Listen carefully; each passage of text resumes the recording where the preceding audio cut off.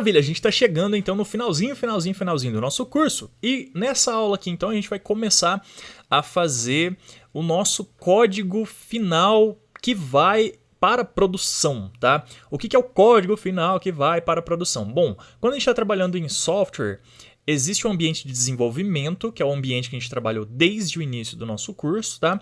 E existe o código final que vai para a produção, ou production, tá? E esse código é o código final, revisado, com tudo certinho, que aí a gente compila esse código, e esse código que vai para o servidor, seja via comandos automáticos, via command line para fazer deploy, seja manualmente. O fato é que o código compilado final é o código que é chamado de production, tá? Ou o código do ambiente de produção, que é o código que vai para o ar. Seja um aplicativo mobile, seja um site, seja...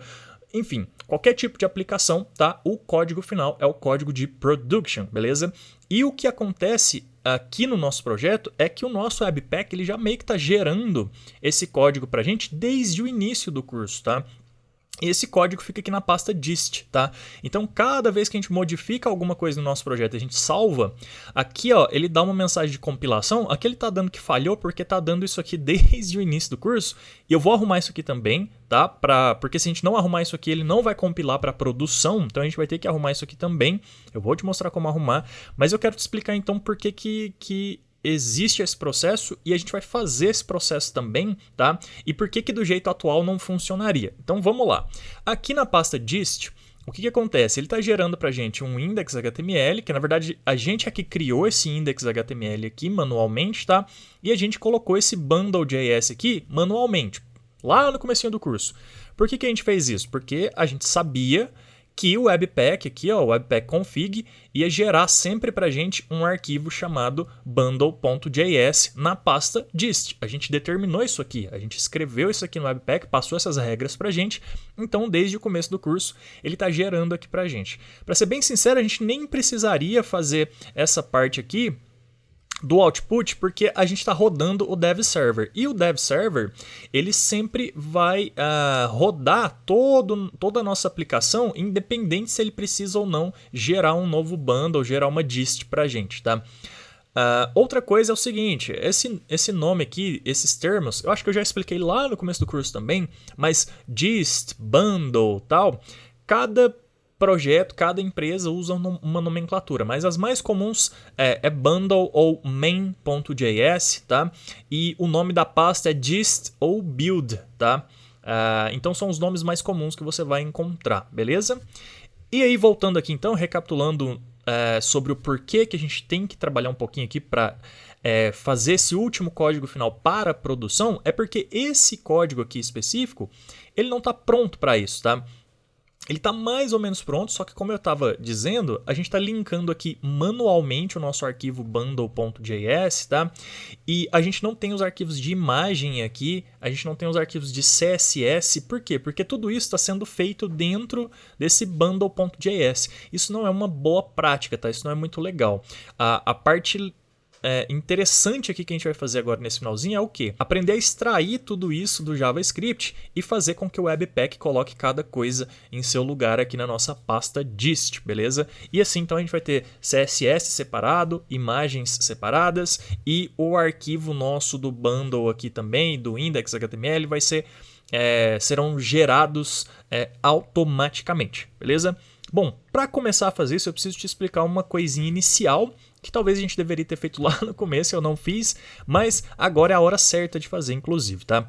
Que é o seguinte, pensa da seguinte maneira, toda vez que a gente gera um bundle.js, ele vai mudar o que ele tem dentro, certo? Porque, em teoria, a gente atualizou o nosso código, então a gente compilou de novo, e aí o nosso código é novo. Pode ser um texto, pode ser uma imagem, pode ser um CSS novo. O que importa é que toda vez que a gente modifica o bundle.js, ou seja, toda vez que um novo bundle é gerado, esse código foi modificado, certo? Agora pensa da seguinte maneira, você está trabalhando no ambiente de desenvolvimento, modificou, compilou o código final, e esse código foi para produção, tá?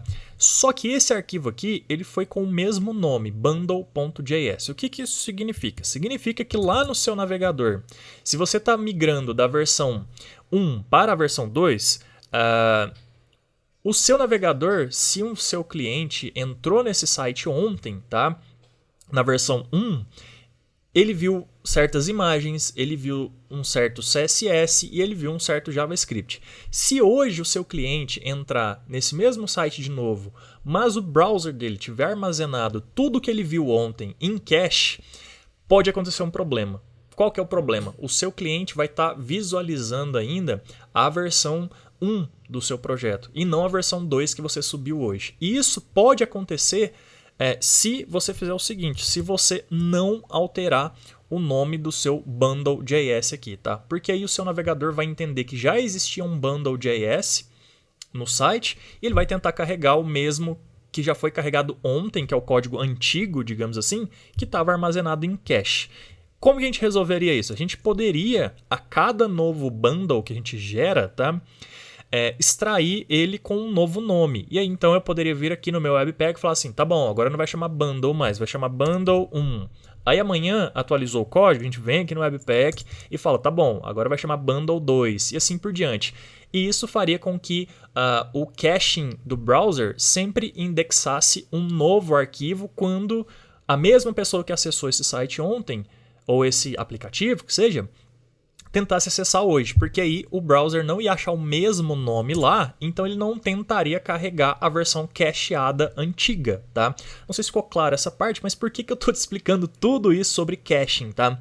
Porque toda vez que a gente sobe um código novo para produção, a nossa preocupação é que quem estiver acessando esse site, que eu estou chamando de cliente aqui, né? O cliente que estiver acessando esse site, a pessoa que estiver acessando esse site, ela acesse o código mais recente. Para ela acessar o código mais recente, a gente precisa então alterar sempre o nome tanto do bundle aqui, que é o nosso código final gerado, quanto também de todas as dependências, porque se você tiver uma imagem que chama logo.png, mas aí de hoje para amanhã o seu logo muda, você precisa atualizar esse arquivo também e fazer com que não seja lido o arquivo que estava em cache de ontem e que seja lido o arquivo de hoje, tá? Beleza, bom, acho que falei bastante sobre caching e aí a gente vem aqui então no site do Webpack, na parte aqui de caching e tal, aqui em guides, se você der uma scrollada aqui, você vai achar a parte de caching. E o Webpack, ele tem uma funcionalidade que já resolve isso pra gente, que é a primeira coisinha que a gente vai modificar aqui então no nosso arquivo, que é o que? Se a gente for rolando aqui a página, aqui em cima ele dá uma explicaçãozinha, que é exatamente tudo que eu acabei de te explicar aqui agora, sobre o browser armazenar versões antigas, tá? E aqui agora, então, ele fala assim pra gente, ó, pra gente evitar isso, você pode usar uma espécie de variável aqui, né, uma opção na nomenclatura dos seus arquivos, que ela vai fazer o quê? Ela vai criar um hash, tá? Um hash é um caractere grande com várias... É uma palavra grande com vários caracteres aleatórios, tá? Tem uma explicação muito mais técnica sobre isso, mas o nosso contexto aqui é isso que importa pra gente, que um hash vai ser uma palavra com vários caracteres aleatórios, tá? E aí o Webpack, então, ele tem esse content hash aqui, ó, que é uma espécie de variável, né, que a gente pode passar junto com o nome do arquivo. E pra gente usar o content hash, então, a gente vai fazer o seguinte, eu vou copiar daqui já, beleza? E aí, aqui ele dá algumas explicações, tá, alguns exemplos, mas o que interessa aqui pra gente é o seguinte, essa linha aqui, ó, tá vendo o output aqui, file name e tal, antes estava bundle.js, exatamente como no nosso, e agora ele coloca name.contenthash.js. É exatamente isso aqui que a gente vai fazer, essa substituição, a gente vai deletar isso aqui e colocar isso aqui no nosso arquivo do Webpack de produção, tá? Então, eu vou copiar essa linha daqui já, beleza? Vou voltar aqui no meu código e aí a gente precisa fazer outra coisa aqui agora, que é o seguinte, a gente precisa separar o código do Webpack config, que é de desenvolvimento, do código que é de produção, tá? Eu vou fazer o seguinte, então, eu vou duplicar aqui esse arquivo, deixa eu ver se tem duplicate aqui, delete, rename, etc e tal, não tem duplicate, tá? Mas tem copy e tem paste, vamos ver, tem. Beleza, ele criou uma cópia aqui para mim, copiei e colei. Legal. E aí dentro dessa cópia aqui agora, na verdade vamos renomear ela agora, né? Vamos renomear as duas inclusive, tá? Então essa aqui vai ser webpack .prod, porque vai ser de produção.js. E a config agora vai se chamar webpack.dev.js, tá? Outro lugar que a gente precisa atualizar aqui agora, então, já para ficar certinho, é lá no nosso package.json, que é onde a gente roda esses scripts, né? A gente estava rodando esse aqui, que é o dev, que estava chamando o webpack config, a gente renomeou ele para dev, então eu vou renomear aqui. E agora eu vou criar mais uma linha aqui de script, né, que a gente pode chamar ali no nosso terminal, e eu vou chamar ele de build, porque vai ser a nossa build final para produção. E a diferença agora desse aqui é que ele não vai rodar o Webpack Dev Server. Ele vai rodar só o Webpack, que é o package do Webpack oficial mesmo, e o package do Webpack que vai conseguir compilar então o nosso código para produção, beleza? Aqui também vai mudar o nome, que é o prod, que a gente acabou de criar, beleza? Então tá, agora a gente tem os dois arquivos separados, um de desenvolvimento e um de produção, e quando a gente precisar rodar o ambiente de desenvolvimento, vem aqui no terminal, roda o yarn run dev, e quando a gente precisar compilar para produção, a gente roda yarn run build. Beleza, a gente vai fazer isso daqui a pouco. Agora vamos trabalhar no nosso webpack.prod aqui, tá? E aí, recapitulando então, a gente vai corrigir essa questão do caching fazendo isso aqui, tá? No nosso file name, a gente vai copiar essa linha aqui e a gente vem aqui no nosso output file name e vou apenas substituir. O que isso aqui significa, tá? Esse primeiro aqui, item, tá? Que eu vou chamar de variável aqui, ele vai pegar o mesmo nome do arquivo que já existe, tá? A gente poderia, por exemplo, passar o nome arbitrariamente aqui. Eu poderia falar que vai ser bundle, tá? E aqui ele coloca um ponto. Esse ponto aqui não é obrigatório. A gente poderia só colocar um espaço aqui. Um espaço não, deixar sem nada, tá? Ou usar um ponto, ou usar um hífen, tanto faz. No mercado, a boa prática é separar com um ponto, tá?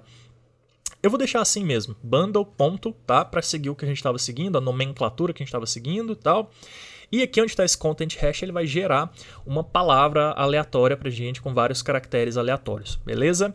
Isso vai fazer o quê? Cada vez que a gente recompilar, cada vez que a gente gerar uma nova build, esse arquivo aqui vai ter um nome diferente. Então, quando a gente sobe para produção, se uma pessoa acessou o bundle. Sei lá, HBCDAAF, tá? Ontem, e ela tentar acessar o site hoje e o site estiver atualizado, isso aqui vai ser outro hash, ou seja, o browser dela não vai mais tentar abrir a versão de ontem que estava em cache e vai carregar a versão nova. Beleza.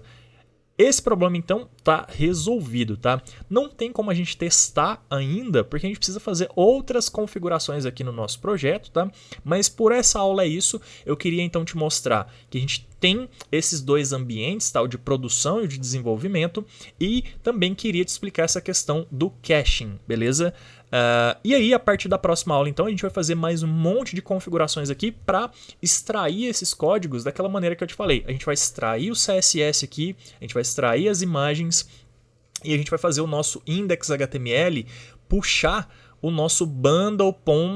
O hash que vier aqui automaticamente também, belezinha? Então é isso, eu te vejo na próxima aula.